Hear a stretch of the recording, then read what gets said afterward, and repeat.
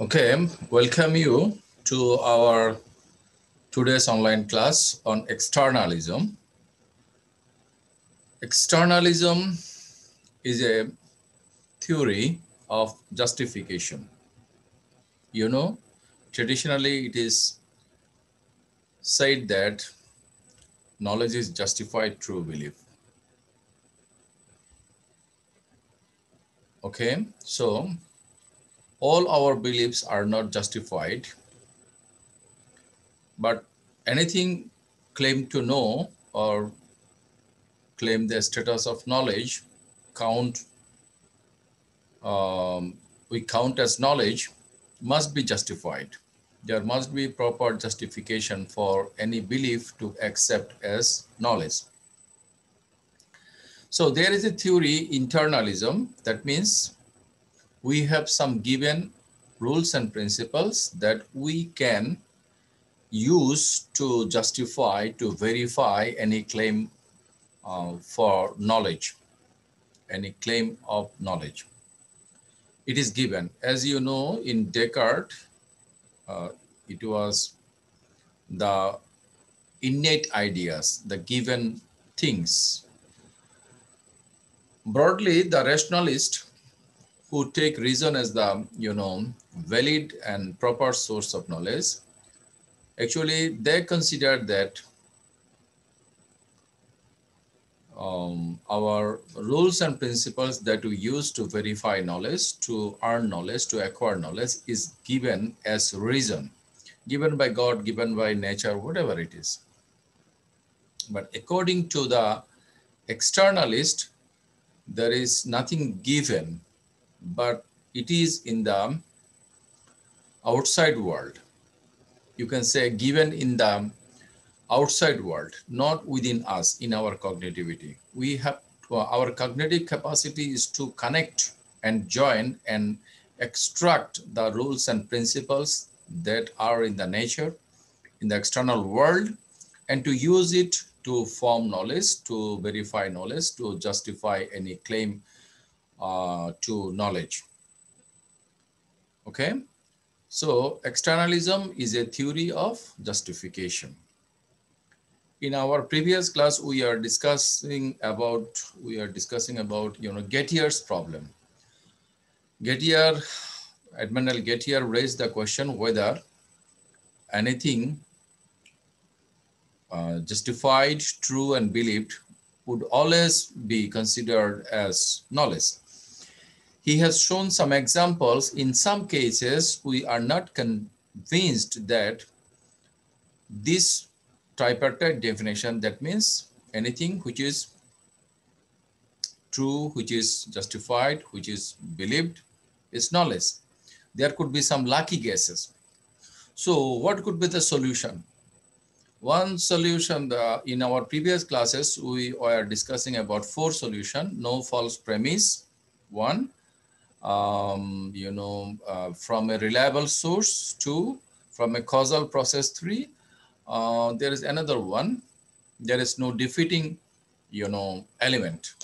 So the very initial premise which I stand for is false. If it is false, then the whole argument will be wrong. If there is any defeating, element in our epistemic justification, we must count it. If we ignore the defeating element, then the whole, consideration will be faulty. If there could be another solution, that if our initial belief is from a reliable source, then we can take it as justified because it has come, it has been verified, it has been produced by a reliable source. Or you can say, if we have the proper cause of anything, then we can take that thing as justified. So in this class, we will be elaborating the reliability theory. Okay, reliability theory and causal theory are really connected to each other. So externalism is a theory of justification. It bases on the reliability of the initial sources. So this is a review of the causal theory. If you have the proper cause, you must have the effect. So if you get something, if it is caused by that thing which it was supposed to cause, then you can take it as verified or justified. In this class, we will be discussing about the conditional theory of Robert Nozick, and this theory is called the conditional theory. So conditional theory of justification is, in a sense, is externalism. That means externalism advocates for conditional theory. It is proposed by Robert Nozick, and it is really close connected with reliability theory and causal theory. So this is the introduction of today's class. Should I proceed on or have a brief discussion with you? Sir তাহলে এক্সটার্নালিজম কি এটা রিয়ালিজমের একটা সাথে connected? Realism, reliable বলি না, reliable থেকে রিলায়েবিলিজম। না sir, আমি বলতেছি রিয়ালিজম মানে আইডিয়ালিজম রিয়ালিজম, যে তো ব্যাপারটা ও কি রিয়ালিজমের আইডিয়ালিজম রিয়ালিজম হলো মানে ডিফারেন্ট থিং আর কি। আইডিয়ালিজম রিয়ালিজমের সাথে এটা মিলানো যাবে না। তুমি যদি এক্সটার্নালিজমকে মিলাও তাহলে এটা বোথ রিয়ালিজম আইডিয়ালিজম দুটোর সাথে মিলতে পারে। যেমন করে তুমি যদি ফাউন্ডেশনালিজমকে মিলাও এম্পিরিসিজম এবং রেশনালিজমের সাথে, both could be correct. One could be foundationalist but an empiricist. One could be a foundationalist but a rationalist. অর্থাৎ সে যদি মনে করে যে রিজন ইজ দ্য ফাউন্ডেশন, সে মনে করতে পারে। কেউ যদি মনে করে এক্সপেরিয়েন্স ইজ দ্য ফাউন্ডেশন, সে সেটা মনে করতে পারে। সো এক্সটার্নালিস্ট হয়ে কেউ আইডিয়ালিস্ট হতে পারে, ইন দ্যাট সেন্স যে আমাদের জ্ঞানটা হচ্ছে আমাদের জন্য গুরুত্বপূর্ণ। ওকে, আর কেউ রিয়েলিস্টও হতে পারে আমার ধারণায়। তবে আমার মনে হয় যে তুমি বোধহয় রিয়েলিজমের দিকে বেশি ঝোঁক, তাই না? এক্সটার্নালিস্ট হলে সে he is very suppose to be a realist. Nafis, জি স্যার, আমার জি স্যার। তোমার এরকম তাই মনে হচ্ছে আর কি। আচ্ছা, তো আর কারো আমি জানি এখানে যারা পার্টিসিপেন্টরা আছো এরা আমি ছাড়া কত 31 or 30, তোমাদের মধ্যে অনেকে কিন্তু ক্লাসে লগ ইন করেছো কিন্তু তোমরা বুঝছো না। তুমি যদি ওই যে আমরা যা গেটিয়ার প্রবলেমে যেটা আলোচনা করেছিলাম, তোমার ইনিশিয়াল প্রেমিসটা যদি ফলস হয় তাহলে তোমার বাকি জিনিসগুলো কিন্তু ফলস হবে। তাহলে তুমি যদি ক্লাসের শুরুতে বুঝতে না পারো, শেষের দিকেও তোমার বুঝতে পারার সম্ভাবনা কম। একটা কথা বলে যে শুনতে থাকি আস্তে আস্তে বুঝবো, কিন্তু যে বেসিক বিষয়গুলোর উপর আমরা আলোচনাটা দাঁড় করাই, সেই বেসিক বিষয়টা তুমি যদি মিস করো, তুমি পুরো আলোচনাটা কিন্তু বুঝতে পারবা না। এবং কথার কথা, সরকারি বিশ্ববিদ্যালয়ে আমরা বেতন নেই খুব কম। এসব কারণে হয়তো তোমরা চুপচাপ আছো। তোমাদের থেকে যদি অনেক টাকা পয়সা নেওয়া হতো এবং তোমরা যদি লেকচারটা বুঝতে না পারতা, তাহলে তুমি কিন্তু এজ এ লেকচারার আমাকে কন্টিনিউ করতে দিতে না, বরং প্রশ্ন করতে যে এটা কি হবে। এখন আমি প্রশ্ন করার জন্য আহ্বান করছি, তারপরেও তোমরা প্রশ্ন করছো না। কারণ হচ্ছে যে এই যে এটা তো মানে খুব মানে এটাতে কোনো কস্টিং নাই, তোমাদের হাই কস্টিং নাই। সো এই বকাটা দিয়ে আমি তাহলে বাকিটা অগ্রসর হই। তোমরা যদি তোমাদের কোনো প্রশ্ন থাকে বলতে পারো, অথবা আমরা অগ্রসর হই। আচ্ছা, তারপর আমি আশা করব তোমরা প্রশ্ন করবে, এবং আমি যেহেতু লেকচারগুলো আনএডিটেড ইউটিউবে দেই, যারা তোমাদের বাইরে মানে রেগুলার স্টুডেন্টদের বাইরে অনেকে এগুলো দেখে টেকে, তারা তোমাদের সম্বন্ধে কেমন ধারণা পোষণ করবে সেটা তোমাদের দায়িত্ব। আচ্ছা, আমরা আলোচনা শুরু করি। Conditional statement. ওকে, আমরা আচ্ছা, আরেকটা কথা তোমাদের সাথে আলোচনা করে নেই, যে আমি যে শুরুতে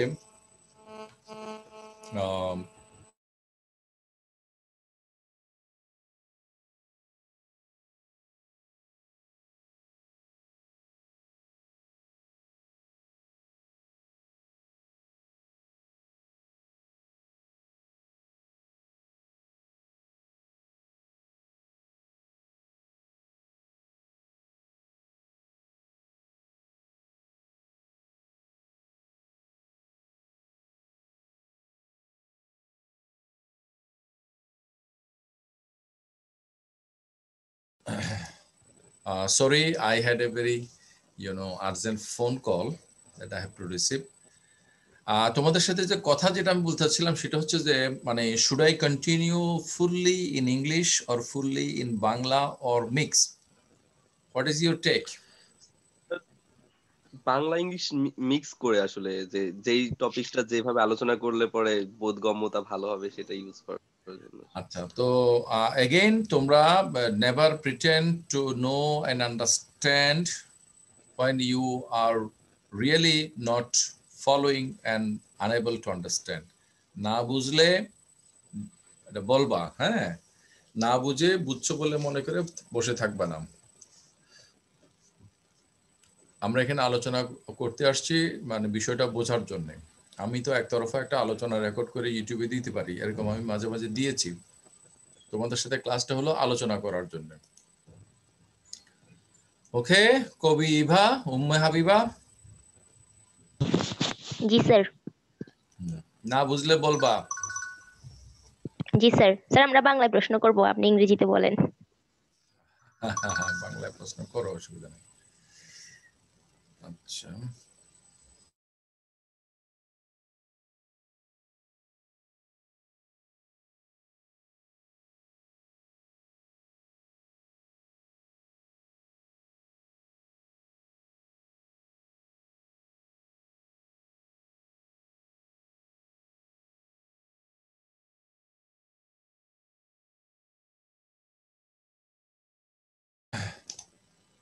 sorry again.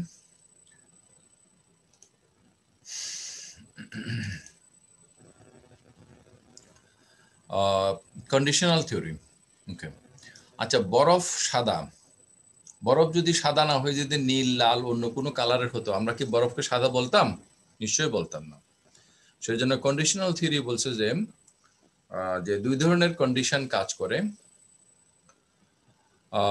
If snow is white then it's same colour as milk. এক ধরনের হচ্ছে ইন্ডিকেটিভ কন্ডিশনাল। তাহলে কিসের মতো? বরফ সাদা, কিসের মতো সাদা? দুধের মতো সাদা। আরটা হলো কাউন্টার ফ্যাকচুয়াল অথবা সাবজাংটিভ কন্ডিশনাল, যে বরফ যদি সাদা না হয়ে লাল হইতো তাহলে কিসের মতো হইতো? তাহলে সেটা টমেটোর মতো হইতো। ওকে, আচ্ছা, রবার্ট নজিক বলছে যে অবশ্যই জ্ঞান, এই যেখানে দেখো যে জ্ঞান হতে গেলে সেটা মানে বিশ্বাসের বিষয় হইতে হবে। আমি একটা কথা আমার ইয়াতে বলেছি, বইয়ে লিখেছি, আমার একটা বই আছে ফিলোসফি প্রাথমিক ধারণা। তোমরা যখন ফার্স্ট ইয়ারে পরীক্ষা দিচ্ছিলে তখন তোমাদের পরীক্ষাতে আমি ডিউটি করছিলাম। ফোর্থ ইয়ারের যে ক্লাসরুম একদম পশ্চিম মাথায়, ওটাতে আমি একদিন ডিউটি করছিলাম। লুজশিট নেওয়ার জন্য একটা মেয়ে আসলো, আমি টেবিলে তাকে জিজ্ঞেস করলাম যে ফিলোসফি পড়ছো, বুঝছো কিছু? তখন সে বলে যে হ্যাঁ বুঝছি। তো আমি বললাম যে বলো। তো তখন সে আমাকে লোভ হয়েছে কিছু একটা বললো, জীবন ও জগতে ইত্যাদি ইত্যাদি। তখন আমি বললাম যে না, এগুলো হয় নাই, বরং ফিলোসফি কি এটা নিয়ে আমার কিছু লেখা আছে, সেগুলোর আমরা একটা সংকলন তোমাদেরকে দেব। সেই সংকলনগুলোই নিয়েই মূলত ফিলোসফি প্রাথমিক ধারণা আমার যে বইটা। তো কোন মেয়েটাকে আমি জিজ্ঞেস করছিলাম, সেই মেয়েটাকে আছো এখানে? জি স্যার। তোমাকে জিজ্ঞেস করছিলাম, সিরাজুল মনিরা? জি স্যার, আমাকে করছিলেন। আচ্ছা, দেখো, তোমাকে রেসপন্স করতে গিয়ে আমার লেখাগুলো নিয়ে আমি একটা বই করে ফেলছি, এবং এটা অনেকেরই কাজে লাগছে আর কি। যদিও এটা প্রিন্ট শেষ হয়ে গেছে, কিন্তু লোকেরা আমাদেরকে মাঝে মাঝে জিজ্ঞেস করে। তো আমি একটা কাজ করেছি, এটার পিডিএফটা আমাদের সাইটে দিয়ে রাখছি, যে কেউ ডাউনলোড করে নিতে পারে। সেটা হচ্ছে সকল জ্ঞানেই মূলত বিশ্বাস, কিন্তু সকল বিশ্বাস জ্ঞান নয়। তাহলে কোন বিশ্বাসগুলো জ্ঞান হবে সিরাজুল মনিরা? স্যার, যে বিশ্বাসগুলো সত্য হবে যে প্রকৃতপক্ষে। বিশ্বাসগুলো সত্য হবে, এটা সত্য কিনা আমরা কিভাবে জানবো? এটা আমরা যাচাই করব।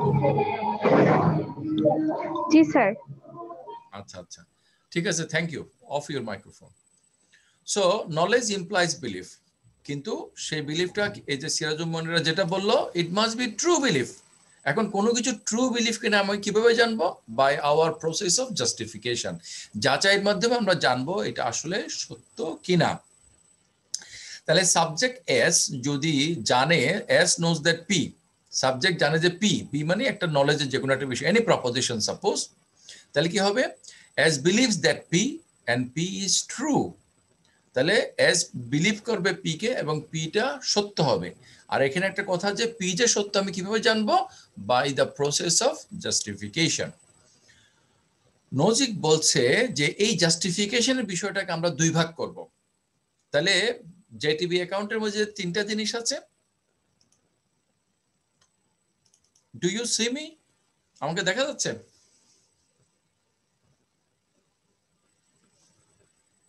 স্যার দেখা যাচ্ছে। আচ্ছা, স্যার দেখা যাচ্ছে আপনাকে।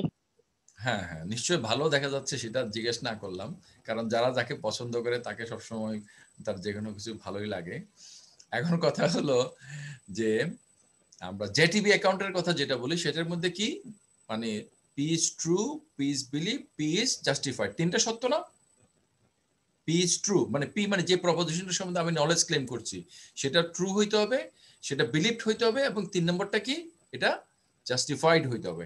এই জাস্টিফিকেশনের 3 নম্বর কন্ডিশনটাকে নজিক দুই ভাগ করেছে, যার কারণে নজিকের ওখানে হচ্ছে 4টা কন্ডিশন। 4টা কন্ডিশনের মধ্যে ওই 3 নম্বরটাকে ভেঙে 2টা করা হয়েছে। কিভাবে করা হয়েছে সেটা আমরা এখানে দেখি। এখন উনি প্রথমটা বলছে যে ভেরিয়েশন কন্ডিশন, দুই নম্বরটা বলছে অ্যাডহিয়ারেন্স কন্ডিশন। ভেরিয়েশন কন্ডিশনটা কি? If it were not the case that P, P যদি না হতো, S wouldn't believe that P. তাহলে এটা যদি পি না হতো, কথার কথা এখন আমি কথা বললাম ইভার সাথে, এটা যদি ইভা না হইতো, কথার কথা এটা যদি নাফিস হইতো, তাহলে ইভার কথা আমরা যেভাবে শুনি সেরকম শুনতাম না। আর ওটা যদি নাফিস আসলেই নাফিস না হইতো, তাহলে নাফিসের কথাগুলো আমরা যেরকম ভাবে শুনছি, তাকে যেভাবে দেখছি, সেটা সেরকম হতো না। এটাকে বলে ভেরিয়েশন। তাহলে এক একটা জিনিস স্বতন্ত্র। ক যদি ক না হইতো, তাহলে আমি ক কে ক হিসেবে না দেখে যেটা হইতো সেটা দেখতাম। আর অ্যাডহিয়ারেন্স কন্ডিশনটা হচ্ছে যে মানে এটার মূল কথাটা হচ্ছে যে অ্যাডহিয়ারেন্স মানে কি? আসক্তি। তাহলে আমাদের একটা আসক্তি আছে, কিসের প্রতি আসক্তি আছে? সত্যতার প্রতি আসক্তি আছে। এটা যদি সত্য না হইতো এটাকে আমি গ্রহণ করতাম না। ওকে, মনে করো আমার এই যে কোট, এই যে কোটটা, চোখের দৃষ্টি যাদের স্বাভাবিক আছে তারা কি এই কোটটাকে কি কেউ কালো না বলে অন্য কিছু বলবে? না স্যার। কেন বলবে না? মনে করো এটাকে কালো না বলে অন্য কিছু বললে তার অনেক লাভ হবে, না বললো কে? স্যার আমি তানজিন। তানজিন, ওকে। জি স্যার। তো তানজিন, এখন আমার এটাকে কালো না বলে অন্য কিছু বললে যদি তোমার অনেক লাভ হয়, তুমি কি এটাকে কালো না বলে কথার কথা নীল বলবা? না স্যার, কারণ কালো তো আমরা জানি যে এটা কালো, এই কারণেই তো কালো বলবো। আচ্ছা, তুমি যে তোমার যে প্রোফাইল পিকচারে যে শাড়িতে দেখা যাচ্ছে এটা নীল সম্ভবত, হ্যাঁ মূল অংশটা নীল না? না স্যার, এটা হচ্ছে পার্পল বেগুনি কালার। ও আল্লাহ, দেখছো এত রঙের এত এগুলা আমি ঠিক আইডেন্টিফাই করতে পারি না। আমি যে কালার ব্লাইন্ড সেটা নয়, কিন্তু আমি নামগুলো ঠিক বলতে পারি না, এই জন্য কাছাকাছি গুলোকে একভাবে বলে পার্পল। ওকে, এটা যদি পার্পল হয়ে থাকে তো এটাকে পার্পল না বলে আমি কি ব্ল্যাক বলবো? না স্যার। কেন বলবো না? কারণ হচ্ছে এইটা যে সত্যতার প্রতি আমাদের একটা আসক্তি আছে, সে আসক্তিটা হচ্ছে দুর্নিবার, এটা কোনো কিছু দিয়ে এটাকে থামানো যায় না। আমি যদি পুরস্কার বা শাস্তির ভয়ে ইন্টেনশনালি যদি মিথ্যা সাক্ষীও দেই, আমি নিজের কাছে নিজে কিন্তু মিথ্যা সাক্ষীটা দিতে পারি না। ওকে, Nozick argues that the three conditions are not by themselves sufficient for knowledge. তিনটা কন্ডিশন তাহলে কি? এটা P is true, P is believed, এবং P এই যে ভেরিয়েশন কন্ডিশনটা মেনে চলে, বলে এটা সাফিসিয়েন্ট না। তাহলে কি হলো, একটা ফোর্থ কন্ডিশন লাগবে। সেটা কি? If the context in which S forms his or her belief were slightly different and P were true in that context, S would believe that P. তাহলে দেখা গেল যে কথার কথা তোমার এই পার্পেলের বাংলা কি? বেগুনি কালার। এই যে কথাটার মধ্যে তো রয়ে গেছে কন্ডিশন, ভেরিয়েশন কন্ডিশন। বেগুনি কালার, বেগুনি কালার মানে কি? বেগুনের যে রং সেই রং। বেগুনি কালার মানেটা কি?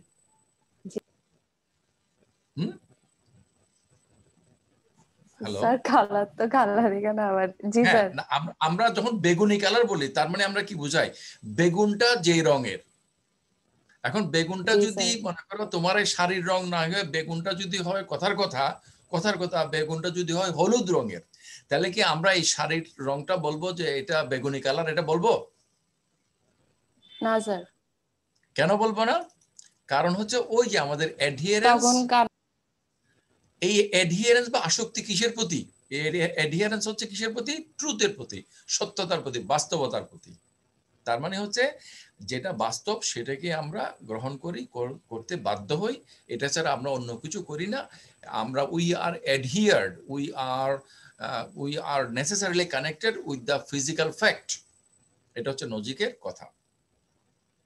The intuitive idea of knowledge and justification হচ্ছে কি, the adherence condition and the variation condition are meant to capture the intuitive idea that when we know something, our beliefs are sensitive to how things are.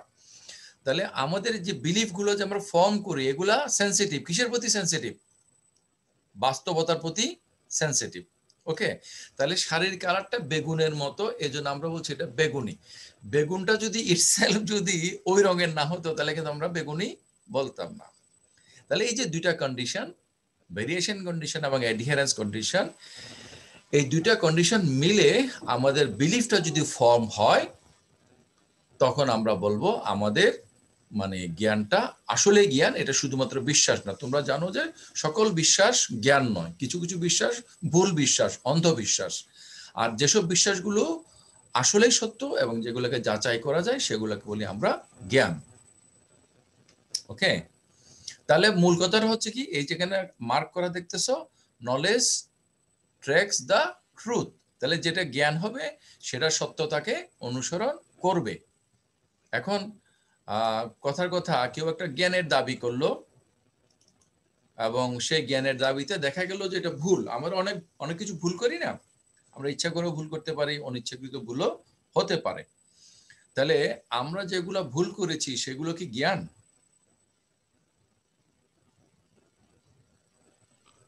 Sir ভুল জ্ঞান। সেগুলো আচ্ছা, নাফিস নাফিস বললে না? জি sir. জি sir. এখন আমরা যেগুলো ভুল করি সেগুলো জ্ঞান, এরকম একটা কথা যে তুমি বললা, আসলে কেন বলছো একটু তুমি আমাকে বোঝাই বলো তো। স্যার একটা সম্পর্কে মানে আমি একটা জ্ঞান পাইলাম, যেমন এক্সাম্পল হিসেবে বলতে গেলে স্যার, মানে এটা যে এটা না সেই সম্পর্কে তো আমি অ্যাটলিস্ট জানি। যদি আমার এটা ভুল হয়ে থাকে তো আমার একটা জ্ঞান হলো যে এই জিনিসটা ভুল, বা এই জিনিসটা তো আমি জানলাম যে এই জিনিসটা যেভাবে আছে মনে এটা করো আমি এরকম না। বললাম যে, মনে করো আমি বললাম 2+2=5, ইচ্ছা করে জি বললাম। স্যার। অথবা একটা জি স্যার। বাচ্চা সে অনিচ্ছাকৃতভাবে বলল, আমি মনে করো একটা অঙ্ক একটা কিছু আমাদের অনিচ্ছাকৃত ভুল হয় না, জি তাহলে এটা স্যার। কি জ্ঞান হবে? না স্যার, এটা জ্ঞান হবে না। আমি বলছি স্যার এটা ভুল জ্ঞান হবে, কারণ যখন আমি এটা দেখবো যে এটা ভুল হয়েছে, যদি আমি এটা জানতে পারি যে এটা আচ্ছা, তাহলে ভুল এবার হয়েছে, বলো যে ভুল সেক্ষেত্রে আমি জানবো ভুল যে জ্ঞান এটা কি? যদি করি তাহলে এটা ভুল হবে। আচ্ছা, এবার তুমি আমাকে বলো যে ভুল জ্ঞান কি জ্ঞান? না স্যার, এটা তোমরা তো আসলে পোলাপাইন, তো বাচ্চা। না স্যার, ভুল জ্ঞান বাচ্চাদেরকে জ্ঞান না, বাট বাচ্চাদেরকে এটা বাচ্চাদেরকে সহজেই বিভ্রান্ত করা যায়। ওদেরকে বকা দিয়ে যদি বলি, এই এটা কেন করছো, হ্যাঁ আর করবা, বলে না, মনে থাকবে, তখনও বলে না। প্রথমটা না বলার পরে পরেরটা যে হ্যাঁ বলতে হবে এটা তাদের আর মনে থাকে না। আচ্ছা শোনো, আমি যদি বলি জি স্যার। 2+2=5, এই কথাটা কি অর্থপূর্ণ নাকি অর্থহীন?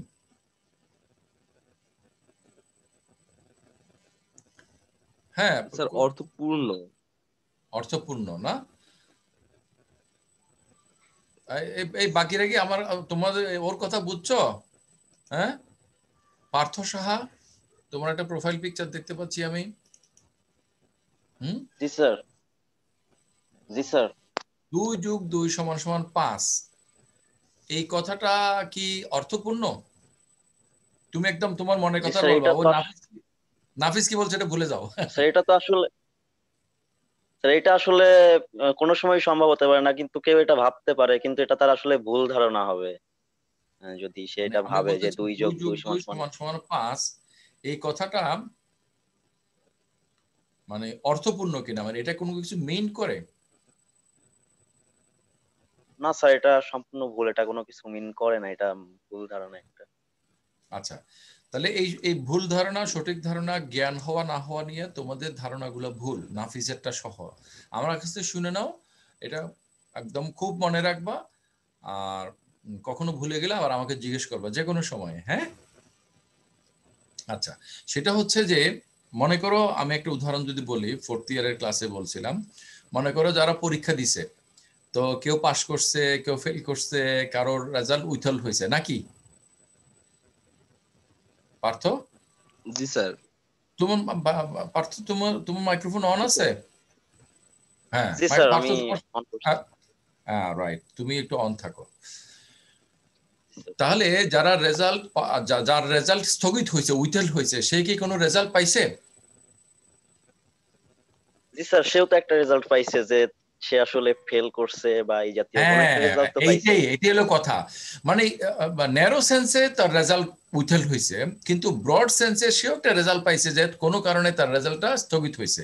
মনে করো তাহলে কেউ ফেল করছে, তারা কি ফলাফল পাইছে? অবশ্যই ফলাফল পাইছে। ফলাফলটা হচ্ছে যে ফেল করছে। তাহলে কোনো একটা কথা যদি মানে ভুল হয়, তবুও সেটা অর্থপূর্ণ। এটা অর্থর সাথে এটাকে আমি রিলেট করতে পারার কারণে তো সেটা ভুল বলছি। এমন কথা হইতে পারে না যে কথাটার কোনো অর্থ নাই, সেটা ভুলও নয় সঠিকও নয়, এমন হইতে পারে না। তখন আমরা বলি যে এটার কোনো মিনিং নাই। তো মিনিং সবসময় যে সঠিক হবে এমন কোনো কথা নেই, মিনিংটা ভুল হইতে পারে। তাহলে পার্থ এটা মনে রাখবো যে জ্ঞানের বিষয়টা তো সেরকম, জ্ঞানটা যে সবসময় সঠিক জ্ঞান হবে এমন কথা না। ভুল জ্ঞানও জ্ঞান, যেমন করে ভুল অর্থ অর্থ। জি স্যার, আমি এটা ধরতে পারতেছি যে আসলে এই ব্যাপারটা ভুল, এটা আমার জ্ঞানের কারণেই আসলে তাহলে ধরতে পারতেছি। এখন পার্থ সাহা অথবা যারা তোমরা আছো, তাদের কারো হাতে যদি কাগজ কলম থাকে, আমি কিন্তু সবসময় যে কোনো আলোচনাতে, ক্লাস হোক ক্লাসের বাইরে হোক, আমি কিন্তু কাগজ কলম রাখি। হ্যাঁ, জি স্যার, তোমাদের কাগজ কলম কারো আছে কাছে স্যার। যদি কাগজ কলম থাকে, এই কথাটা লিখে নাও। Every proposition do have its own epistemic status. এটা আমার কথা। Every proposition do have its own epistemic status. কেউ কি লিখতে পেরেছো? জি স্যার। ওয়েল, কে বললা জি জি স্যার? স্যার। ও, তোমরা দুজনে বলছো, ফাইন, ভালো। এই যে জি কোন স্যার, একটা শুনেই বুঝতে পারা এবং লিখতে পারা, এগুলো আলাদা স্কিল। তোমরা যখন যে টোফেল, তোমার জিমেট, এগুলোতে যে স্কিল গুলো দেখে, হ্যাঁ, লিখতে পারা, বলতে পারা, পড়তে পারা, শুনতে পারা, এগুলো আলাদা স্কিল, এবং সবগুলোতে তোমাদেরকে সমান তালে দক্ষ হতে হবে। তাহলে যে কোনো প্রপোজিশন যদি হয়, তাহলে সেটা একটা এপিস্টেমিক স্ট্যাটাস থাকবে। এপিস্টেমিক স্ট্যাটাসের দিক থেকে সেটা কি হইতে পারে? সেটা রং হইতে পারে, এটা রাইট হইতে পারে, অনেক কিছু হতে পারে। হ্যাঁ, তাহলে আমরা 3rd ইয়ারে তোমরা যখন উঠবে, তখন তোমরা চিজমের বইয়ের মধ্যে একটা এপিস্টেমিক স্কেল পড়বা, যে স্কেলের কোনো জায়গায় ফিট করতে পারে। মনে করো আমাদের রেজাল্টের ফলাফলে ঘরে আমরা লিখি এত গ্রেড পাইছে, অথবা উইথহোল্ড হয়েছে, অথবা কিছু একটা হয়েছে। হ্যাঁ, এটাই।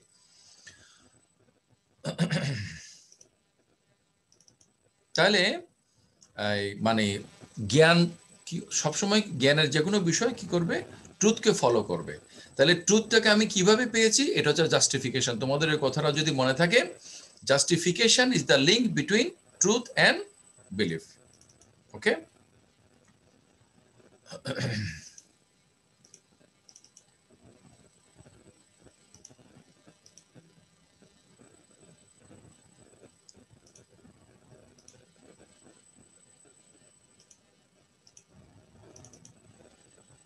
justification is the link between truth and belief.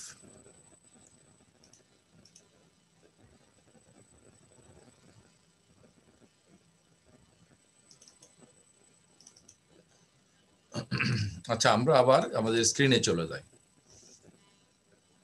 What about justification?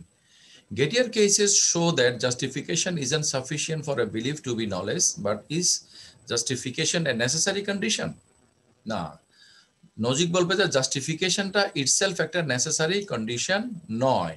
তিনি বলবেন যে এটা কি হইতে হবে, বিলিভস এটা রিলায়েবলি ট্র্যাক দ্য ট্রুথ, মানে মানে বিলিফটা কি করতে হবে, ট্রুথকে ট্র্যাক করতে হবে ইন এ রিলায়েবল প্রসেস। যেমন পারসেপচুয়াল বিলিফস। পারসেপচুয়াল বিলিফ মানে কি? কেউ কে আমাকে বলবে পারসেপচুয়াল বিলিফ মানে কি?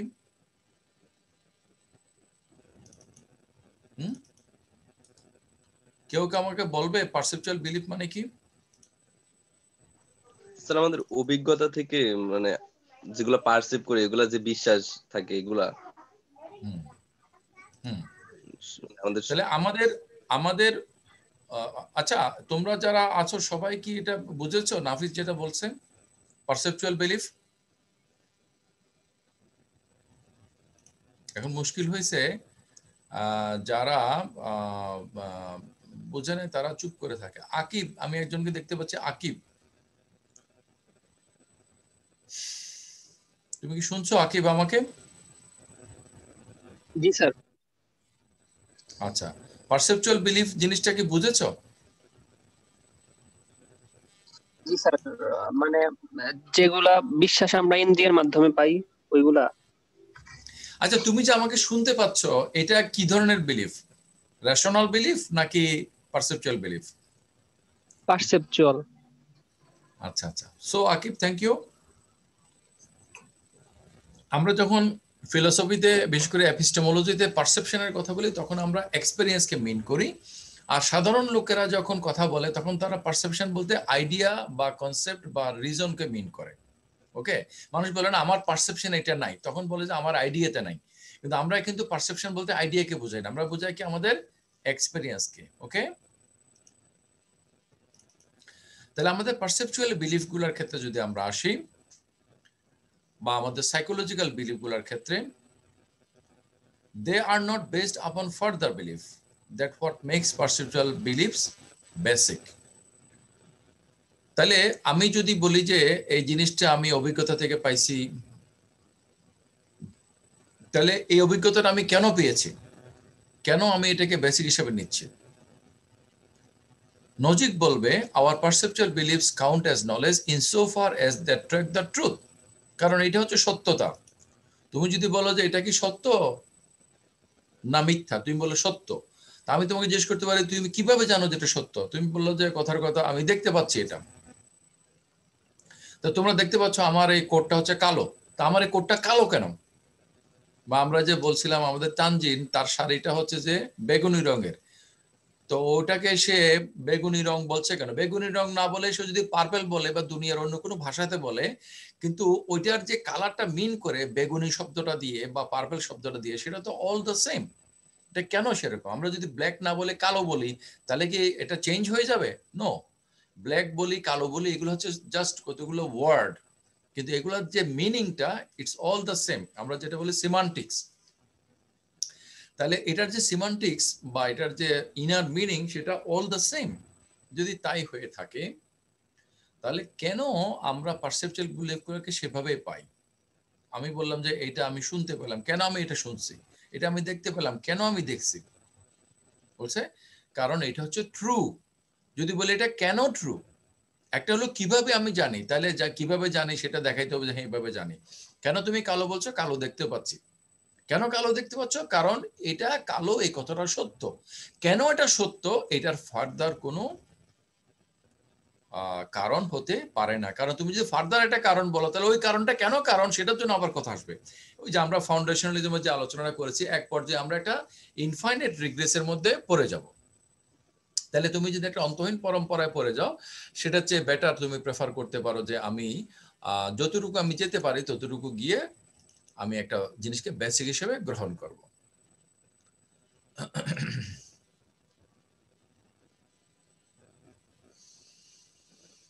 তাহলে লজিক বলবে যে জাস্টিফিকেশনের ব্যাপার। জি হ্যাঁ বলো। পারসেপচুয়াল বিলিভের ক্ষেত্রে আমরা তো অনেক সময় অ্যাটেনশনাল বায়াসড হয়ে যাই না? বায়াস হই, কিন্তু আমাদের স্যার মনে করো আমাদের মধ্যে যেগুলো আছে এগুলোর মধ্যেই থাকে না, ইভেন আমাদের ফিজিক্যাল বায়াসনেসও ঘটতে পারে। আমাদের ফিজিক্যাল বায়াসনেস ঘটতে পারে না, নানা ধরনের এনভায়রনমেন্টাল বায়াসনেস হতে পারে, সাবকনশিয়াস লেভেলে সাইকোলজিক্যাল বায়াস হতে পারে, অনেক বায়াস হতে পারে না। জি স্যার। কিন্তু আমাদের এই বায়াসনেস গুলো যে বায়াসনেস সেটা আমরা জানি কিভাবে, সেটাও তো কোনো একটা এক্সপেরিয়েন্স দিয়ে জানি। মনে করো জি স্যার। এই গ্লাসের মধ্যে you see my glass, okay, জি স্যার।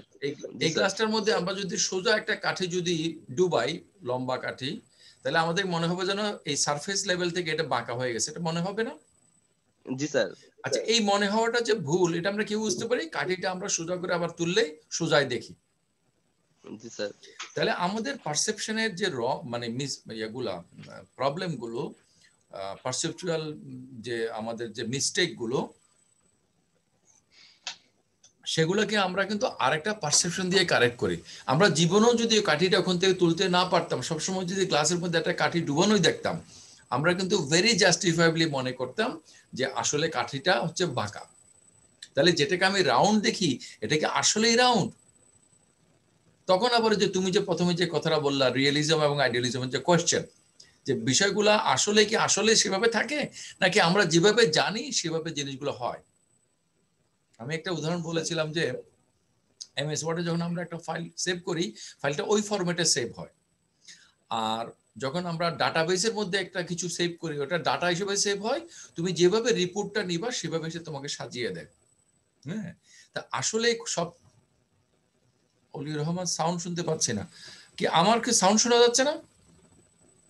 জি স্যার, শুনতে পাচ্ছি। ও, তাহলে অলিউর রহমান তোমার নিজস্ব কোনো প্রবলেম হতে পারে। আচ্ছা, অলিউরকে বলো যে স্যারের কথা আমরা শুনতে পাচ্ছি। তাহলে নজিক বলবে যে যে মানে আমাদের যে জ্ঞান, আমাদের জ্ঞানের ক্ষেত্রে আমাদের জাস্টিফিকেশনের চেয়ে গুরুত্বপূর্ণ জিনিস হলো যে এটা আসলে সত্যতার উপর নির্ভর করছে না। ইনফ্যাক্ট আমরা জাস্টিফিকেশন বলতে যেটা বোঝায় সেটা কোনো দুই ভাগ করেছেন, তোমরা এখানে দেখতে পেয়েছো। একটা হচ্ছে ভেরিয়েশন কন্ডিশন, আরটা হচ্ছে অ্যাডহিয়ারেন্স কন্ডিশন। ওকে, আমি আজকে ক্লাসে আমার যে মেয়েটা ঐশী দেবনাথ, তোমাকে কিন্তু মিস করছি। You didn't participate yet. Are you listening to me? Oishi কি আছে ক্লাসে? না স্যার, নাই। নাই, আচ্ছা।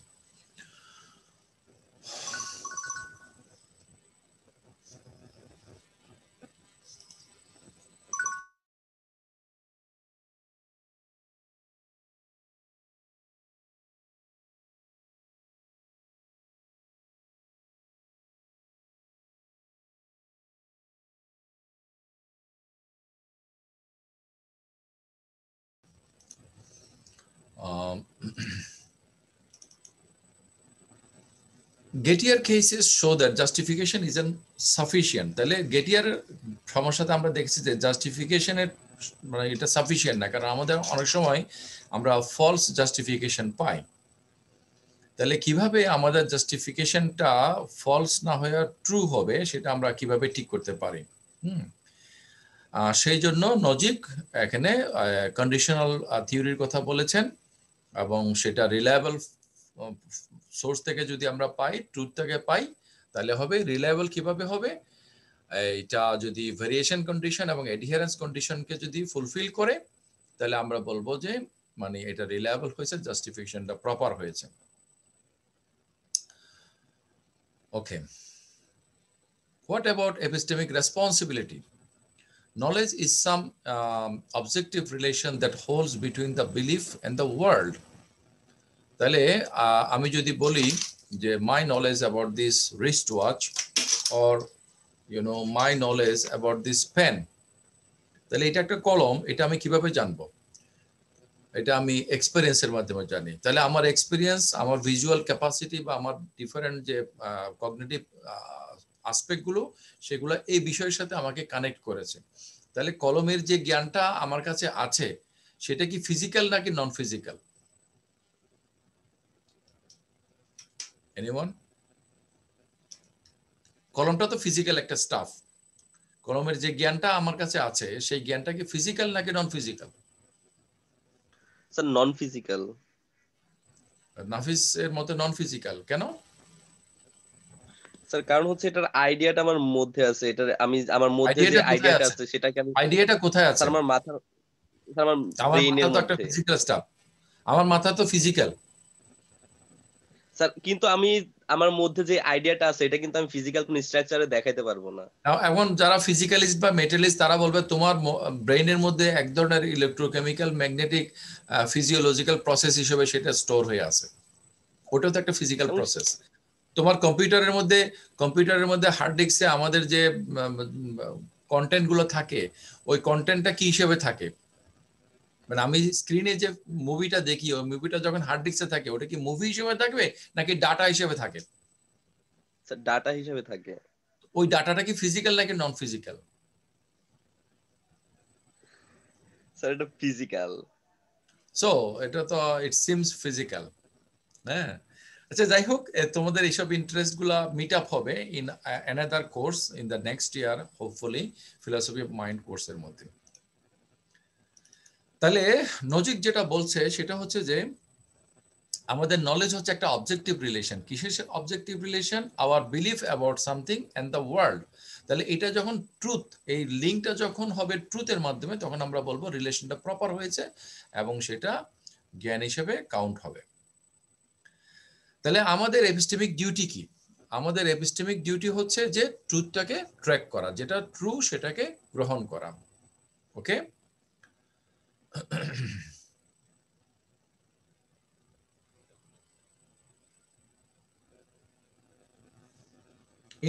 ইন্টারনালিস্টরা বলবে যে আমরা যে ট্রুথকে ট্র্যাক করছি বা ট্রুথকে আমাদের ট্র্যাক করা উচিত, কালো দেখলে কালো বলা উচিত, কি জানি বলে বেগুনি দেখলে বেগুনি বলা উচিত, নীল বলাটা ঠিক না, বা নীল দেখলে নীলে বলা উচিত, সেটাকে লাল বলাটা ঠিক না, এটা করা উচিত।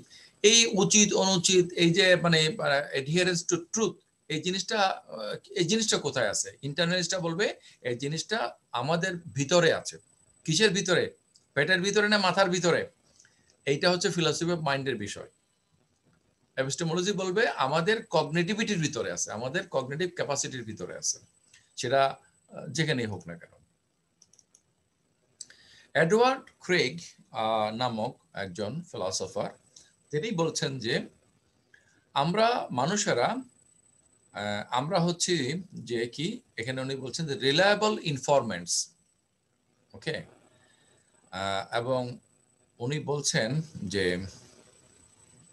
Craig suggests that we might do better to begin by giving what he calls a practical explication of the concept of knowledge. সেটা কিরকম? যেমন মনে করো তোমরা কি সামাজিক চুক্তি মতবাদ পড়েছো রাষ্ট্র দর্শন কোর্সে? পড়ো নাই বোধহয় নাকি? সামাজিক চুক্তি, সমাজটা কিভাবে গঠিত হলো? আমার কথা শোনো? স্যার, হ্যাঁ, অলিউর রহমান স্যার জি স্যার, পড়ানো হয়েছিল এটা স্যার।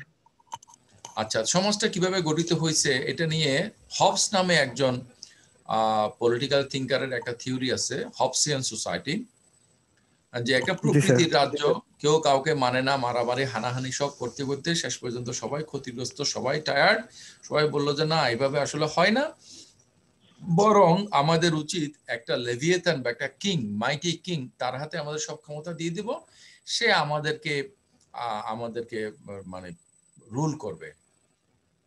তাই মনে করো এরকম একটা প্রকৃতির রাজ্য যদি আমরা মতো চিন্তা করি যে কারো কোনো জ্ঞান নাই, হ্যাঁ, এখন কারো কোনো জ্ঞান নাই, সেরকম একটা শূন্য অবস্থা থেকে যদি জ্ঞান অর্জন করা শুরু করি, তাহলে আমরা কি করব?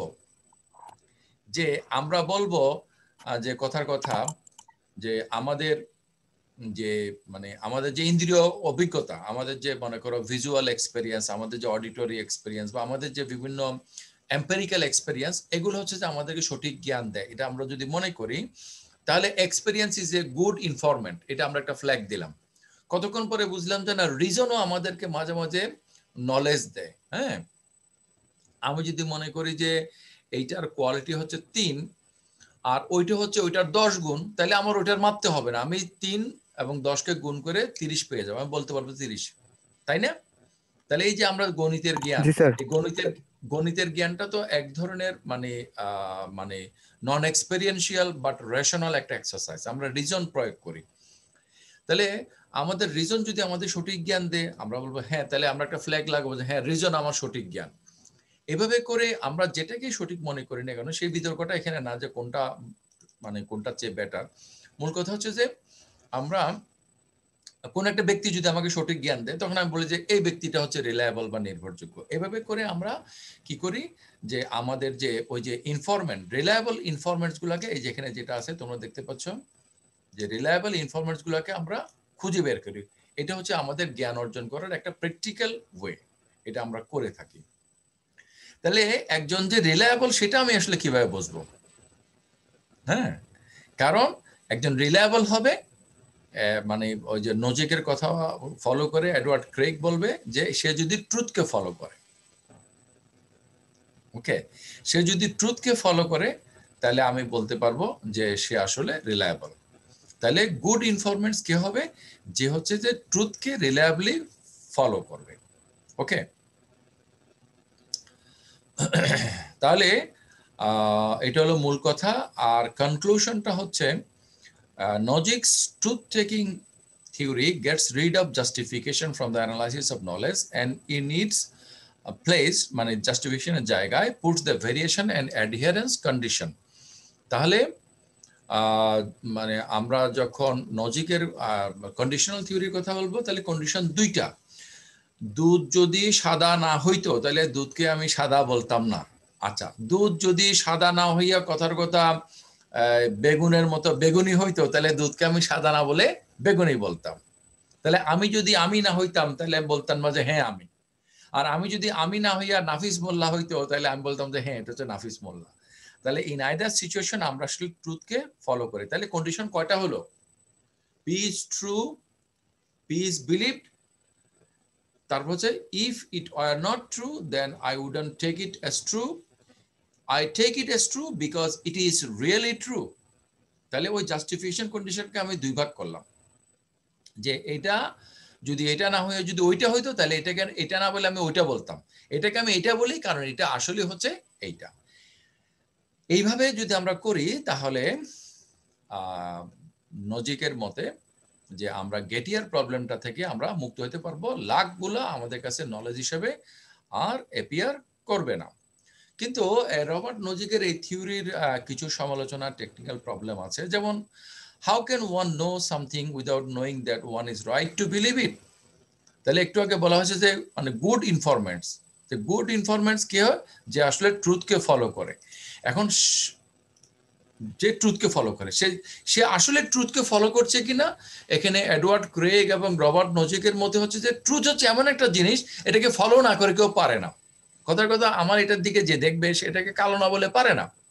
ওকে, এখন তানজিন এর শাড়ির রং এটাকে যে দেখবে সে বেগুনি না বলে পারে না, আমার মতো বেগুনি না বলে সে যদি নীলও বলে, তাকে যখন একটা একদম আসলেই ব্লু এরকম একটা জিনিস আমাকে বা আমার মতো এরকম কাউকে যে বলতে ভুল করেছে তাকে যদি দেখানো হয়, সে বলবে না দুইটা তো এক কালার না, তাহলে এটা কি, এটাকে তুমি নীল বলছো ওটাকেও নীল বলছো। আসলে এটা তখন দেখা যাবে যে it is his or her shortness in vocabulary, সে হয়তো নামটা জানে না। মানে করো এক বাস্কেট আপেল আর এক বাস্কেট পটেটো, এখন কেউ পটেটোর বাস্কেটটা দেখে যদি বলে যে এ বাস্কেট অফ আপেলস, তাকে কি আমরা কি ভুল বলবো না সঠিক বলবো?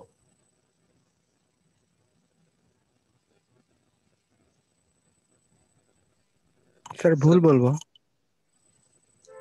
আচ্ছা, ভুল বলবো, এটা কে বললো জানি? ওয়ালিউর রহমান না? জি স্যার। আচ্ছা, ওয়ালিউর রহমান। এখন যদি এমন হয় যে যার কথাটা তুমি ভুল সাব্যস্ত করছো তাদের এলাকাতে পটেটোকে আপেল বলে আর আপেলকে পটেটো বলে, তাহলে কি তাকে তুমি ভুল বলবা? না স্যার, স্যার ওদের মতো স্যার ওরা সত্য স্যার, আর আমার মতো আবার স্যার এমনও আমি হইতে সত্য। পারে যে আমরা যাকে আপেল বলি তারাও সেটাকে আপেল বলে, আমরা যেটাকে পটেটো বলি তারাও সেটাকে পটেটো বলে, কিন্তু মিস্টেকলি ভার্বাল মিস্টেক করে স্লিপ অফ টাং হিসেবে সে পটেটোকে আপেল বলছে। এখন সে বুঝাইছে আপেল, বলছে পটেটো, আমরা স্লিপ অফ টাং বলি না, বলার ভুল। জি স্যার, এখন তুমি কি বলার পর বলবা যে আসলে সে জানে না, সে আপেল চিনে না, এটা বলবা? স্যার সে চিনে, অবশ্যই চেনে স্যার, রাইট। আপেল তাহলে চিনে। আমরা নলেজের ক্ষেত্রে কোনটাকে প্রায়োরিটি দেব? মানে সে যেটা বলেছে সেটাকে, নাকি সে যেটা বুঝেছে সেটাকে?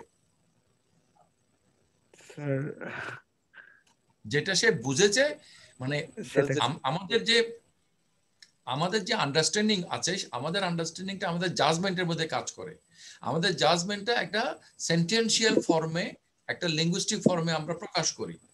এখন লিঙ্গুইস্টিক ফর্মে যে আমরা প্রকাশ করলাম, এটা যদি ভুল হয়, আর আমার ভেরি জাজমেন্ট এবং আন্ডারস্ট্যান্ডিংটা যদি কারেক্ট হয়, কথা তাহলে তুমি কি বলবা যে আমি কি জানি নাকি জানি না?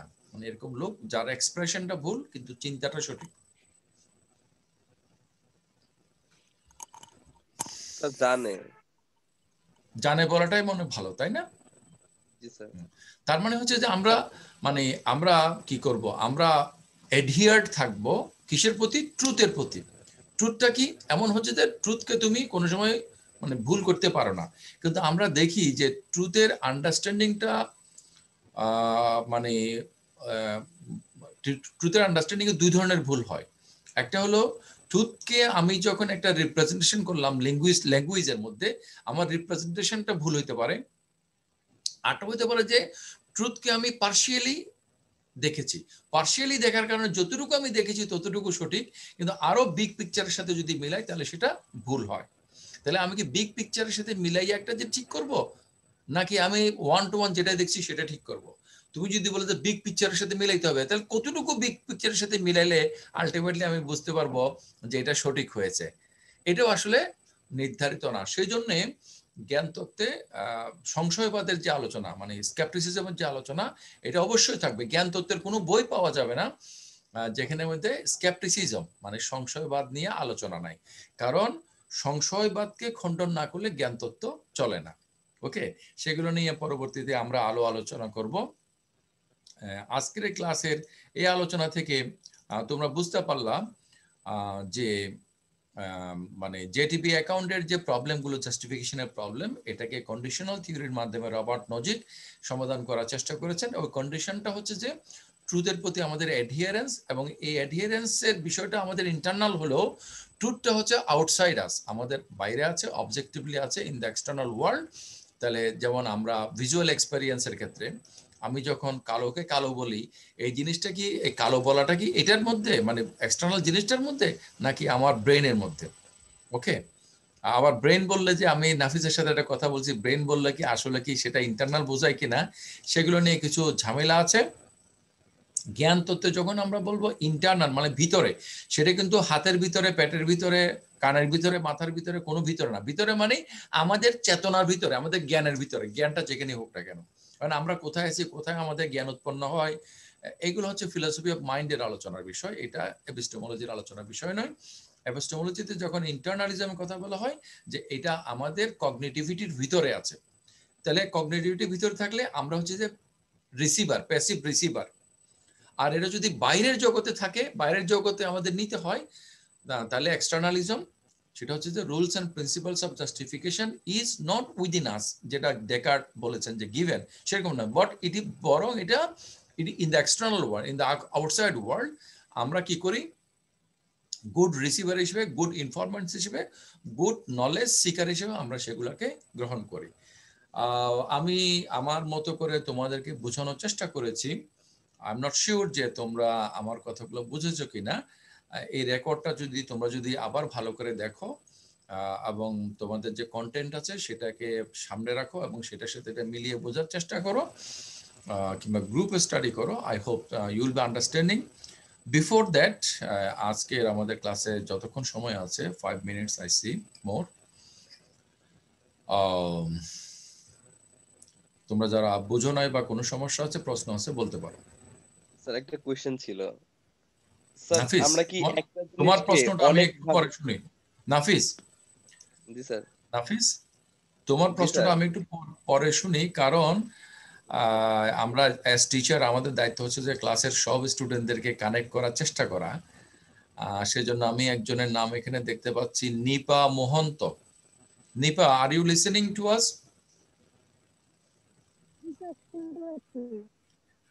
তোমার মাইক্রোফোনটা একটু কাছে নিয়ে বলো যে তুমি কি আজকের লেকচারটা কি ফলো করতে পেরেছো নাকি মানে অ্যাকচুয়ালি কি অবস্থা?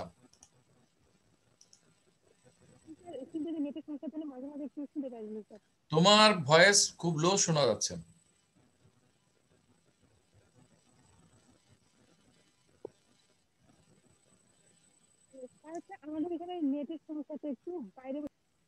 আচ্ছা, নেটের সমস্যা হলে তো কিছু করে, নেটের সমস্যা আমারও। আমরা তো এটা রেকর্ড রাখছি, আশা করি রেকর্ড হচ্ছে। হ্যাঁ হচ্ছে। এটা তুমি ইউটিউবে আমার যে চ্যানেল যুক্তিও জীবন সেখান থেকে ডাউনলোড করে শুনবে এবং আমার সাথে কনসাল্ট করবে। ওকে নিপা? ওকে। আচ্ছা, আমি আরেকটা নাম দেখতে পাচ্ছি, মিনহাজ। মিনহাজ, তুমি কি শুনতে পাচ্ছ? আসসালামু আলাইকুম স্যার। তো তুমি হ্যাভ ইউ বিন স্যার, আমার এবল কথা টু ফলো? হ্যাঁ মিনহাজ, তুমি কি আমাদের কথাগুলোকে ফলো করতে পেরেছো? জি স্যার, তবে প্রথম যে বেসিক আলোচনা করছিলেন ওইটা আমি পাই নাই, ওটা একদম শেষের দিকে আমি জয়েন হয়েছিলাম। শেষের দিকে কেন, কোনো জরুরি কাজ ছিল? না স্যার, ফোনের ডাটা নিতে হয় তো তো ওইটা নিতে একটু সময় তা লাগছে। আগে নাও না কেন? এটা তো ক্লাসটা তো অনেক আগে থেকে ফিক্স। স্যার আমি প্রস্তুতি হতে পারিনি, আমি বাড়িতে আচ্ছা যাই ছিলাম না হোক, এই কারণে। প্রস্তুতি হতে পারো না, এটা আমাদের নেগলিজেন্সি। প্রস্তুতি না হওয়ার কারণে তোমাকে যদি অনেক বেশি ক্ষতির সম্মুখীন হইতে হইতো, তোমাদের যদি প্রস্তুত হওয়ার জন্য বাধ্য করার কোনো সুযোগ থাকতো তাহলে তোমরা অবশ্যই প্রস্তুতি নিতে। আমাদের এখানে সবকিছুই হলো যে একভাবে চলে, আমাদের মধ্যে কোনো সিরিয়াসনেস নাই। এনিওয়ে, তোমাদের মধ্যে থেকে কেউ একজন দায়িত্ব নিয়ে ঐশীকে জানাবা যে আমি তাকে খুঁজেছিলাম ক্লাসের মধ্যে। এনিওয়ে, নাফিস, তোমার কথাটা শুনি। ভুলে গেছো আর মনে আছে নাকি? স্যার মনে আছে, আমার প্রশ্ন করতেছিলাম যে স্যার একটা জিনিসকে যদি অনেকভাবে বিভিন্ন ভাবে দেখলো তো সবগুলা অনেকগুলা বাক্য একটা মানে জিনিস সম্পর্কে সত্য হতে পারে। যেমন হাফ গ্লাস পানি, কেউ বললো হাফ গ্লাস পানি, কেউ বললো যে না অর্ধেকটা পূর্ণ অর্ধেকটা খালি, কেউ বললো না পুরাটাই পূর্ণ, অর্ধেকটা পানি দিয়ে অর্ধেকটা বায়ু দিয়ে, আবার কেউ সেটাকে পরমাণু অণু এরকম বিশ্লেষণ করা শুরু করলো। এক্ষেত্রে দেখা গেল যে ওই এক গ্লাস হাফ গ্লাস পানি সম্পর্কে যতগুলা মানে এখানে কি বলে এগুলোকে প্রেমিস আছে সবগুলাই সঠিক। তো এরকম স্যার হওয়ার ক্ষেত্রে তাহলে আমরা আচ্ছা তো এখানে আচ্ছা কোন নাফিস, নির্দিষ্ট কোনটাকে নিতে পারি?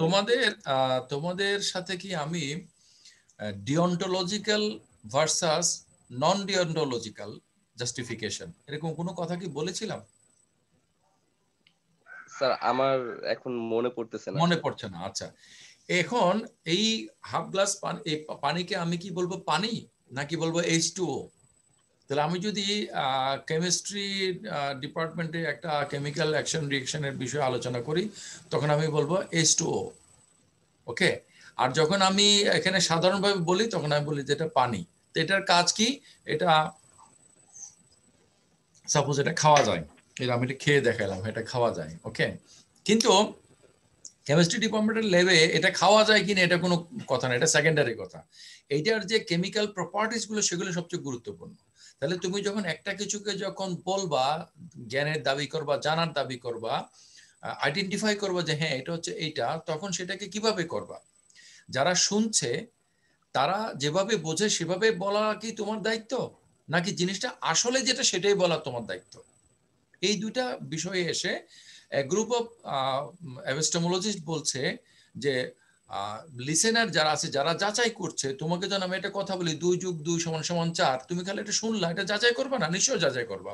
ওকে, তাহলে তুমি যাতে যাচাই করতে পারো, তুমি যাতে বুঝতে পারো, তুমি যাতে এটার সাথে রিলেটেড হইতে পারো, তোমার কাছে যেটা যদি এটা জাস্টিফাইবল মনে হওয়ার মতো করে বলাটা আমার উচিত বলে মনে করি, তখন justification in the deontological sense.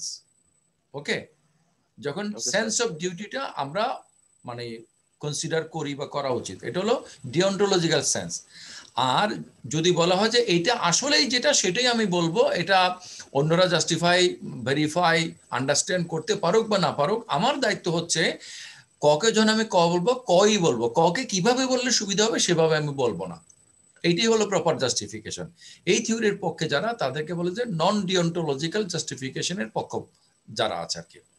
তাহলে এই ডিওন্টোলজিক্যাল নন ডিওন্টোলজিক্যাল জাস্টিফিকেশনের বিষয়টা যেটা আমি খুব সংক্ষেপে বললাম, এটা নিয়ে তোমরা আমার সাইট দর্শন.com এর মধ্যে একটা লেখা পাবা, সেটা পড়তে পারো। হয়তো সেটা নিয়ে কোনো এক সময় তোমাদের সাথে আরো ডিটেলস কথা বলবো। Thank you very much for your participation. See you in the next class, in the next topic.